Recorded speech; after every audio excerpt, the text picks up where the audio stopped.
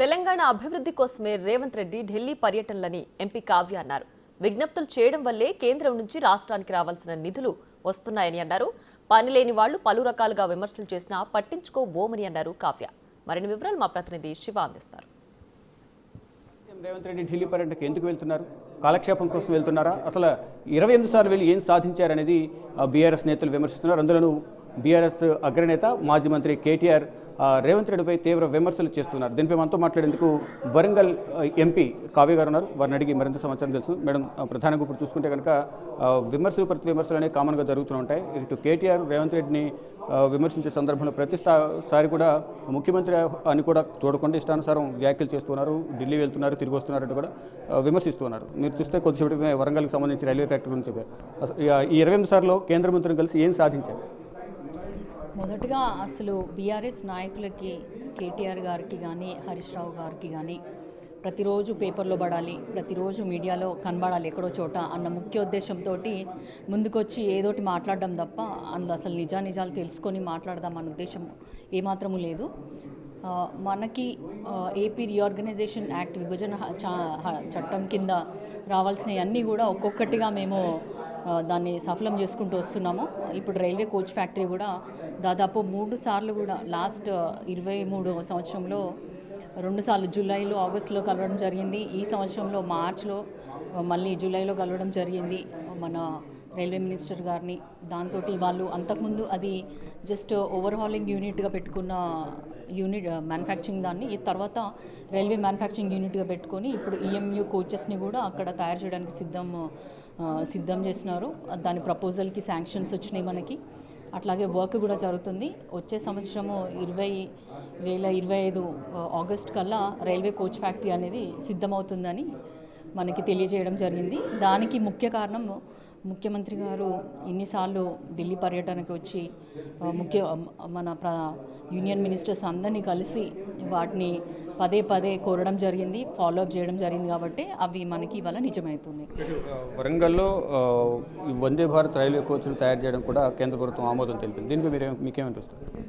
Actually railway coach factory అనేది కాజీపేటలో ఎన్నో సంవత్సరాల కల, దాదాపు 50 నుంచి 60 ఏళ్ళ కల. ఎందుకంటే ఒక కోచ్ ఫ్యాక్టరీ వస్తే మనకి చాలా ఉపాధి లభిస్తుంది. అట్లాగే చుట్టుపక్కల ప్రాంతాలు కూడా చాలా వేగంగా అభివృద్ధి చెందుతాయి అన్నది అందరికీ తెలిసిన విషయమే. అయితే ఈ కోచ్ ఫ్యాక్టరీ రావడము అసలు నెరవేరదు అనుకున్న కళ అసలు మధ్యలో ఒకసారి అయితే అసలు ఇంపాసిబుల్ అని చెప్పారు కేంద్రము. కానీ మళ్ళీ వాళ్ళు దిగి వచ్చి ఇన్నిసార్లు ప్రెషర్ పెట్టడంతో కోచ్ ఫ్యాక్టరీగా కూడా దాన్ని మనము అప్గ్రేడ్ చేసుకున్నాము. ఇప్పుడు దాన్ని రైల్వే మ్యానుఫ్యాక్చరింగ్ యూనిట్ అంటున్నాము. సో అది ఇప్పుడు సీఎం రేవంత్ రెడ్డి వచ్చిన ప్రతి సందర్భంలో కేంద్ర మంత్రులు కలుస్తున్నారు. ఫర్దర్గా ఫాలోఅప్ చేయాల్సింది ఇక్కడున్న రాష్ట్ర ప్రతినిధులుగా మీరున్నారు ఎంపీలు. ఈ సందర్భంలో ఆయన ప్రతిసారి కేంద్ర మంత్రుల దగ్గరికి వెళ్ళినప్పుడు మీరు అందరూ కూడా వెంట పెట్టుకుని తీసుకుని వెళ్తున్నారు.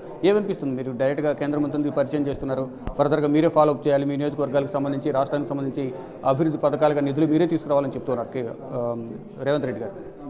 మొన్న మేము రీసెంట్గా రాజ్నాథ్ సింగ్ గారు మన డిఫెన్స్ మినిస్టర్ గారిని కలిసినప్పుడు ముఖ్యమంత్రి గారు ఇచ్చిన రిప్రజెంటేషన్స్ చూసి ఇవి మీరు టెలిఫోన్లో చెప్పినా సరిపోతుంది కదా, మీ అంతటి వారు ఇంత దూరం ఎందుకు వచ్చారు అంటే అది మా బాధ్యత. మా రాష్ట్రానికి రావాల్సిన ప్రతి ఒక్కటి మేము అడగడానికి వస్తాము, చిన్నదైనా పెద్దదైనా మిమ్మల్ని తప్పకుండా అడగడానికి వస్తాం. మాకు ఎలాంటి ఈగోస్ కానీ ఎలాంటి ఇష్యూస్ కానీ లేవు మీతోటి. మాకు ఏమైనా మా ప్రాంతం అభివృద్ధి చెందాలన్న ఉద్దేశమే ఉంది తప్ప బీజేపీ ప్రభుత్వంలో ఉంది అన్న ఇట్లాంటి వేరే ఉద్దేశాలు లేవు. అందుకే చిన్నదా పెద్దదా మేము వస్తాము. అట్లాగే అసలు ఒక ముఖ్యమంత్రిగా తను ఎన్నిసార్లు పర్యటనలు చేసి ఇంతమందిని కలవాల్సిన అవసరం లేదు. అదేంటంటే కేవలం తన చిత్తశుద్ధి వల్ల, తన పట్టుదల, ఏదైతే హామీలు ఇచ్చాడో ఎలక్షన్స్ అప్పుడు అవన్నీ నెరవేర్చాలి ఒక్కొక్కటిగా అన్న ఉద్దేశంతో. ఇప్పుడు వరంగల్ చూసుకున్నట్టయితే మామ్నూర్ ఎయిర్పోర్ట్ కూడా ఎన్నో సంవత్సరాల కల. ఇప్పుడు ఒక విధంగా ఫస్ట్ టైం ఎంపీగా, వరంగల్ ఎంపీగా నేను ఎన్నికైనాక ఇటు కోచ్ ఫ్యాక్టరీ, అటు airport, wellness centre, mega textile park, ఇట్లా ఒక్కొక్కటి నిజమవుతుంటే చాలా సంతోషంగా ఉంది.